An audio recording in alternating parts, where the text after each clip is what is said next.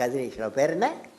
கதிரை. அப்பொழுது நீண்ட நேர படி இருந்துவிட்டு நான் காரில் ஏறி விட்டு செல்லும் பொழுதெல்லாம் கதிரேஷை ஏதாவது படித்து கொண்டே இருப்பார். சும்மா இருக்க மாட்டார். அவர் டிரைவராக இருந்தாலும் ஏதாவது படித்து கொண்டே இருப்பார். நல்ல புத்தகம் கையில் இருக்கும்.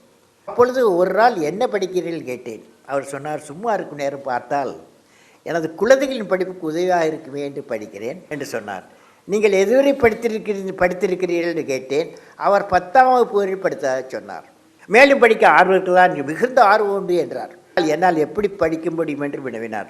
உடனே அவரை திறந்த வெளிப்பள்ளி மூலம் +2 படிக்க ஏற்பாடு செய்தேன். அதை வெற்றிகரமாக முடித்தார். அதன் பின் BA படித்தார்.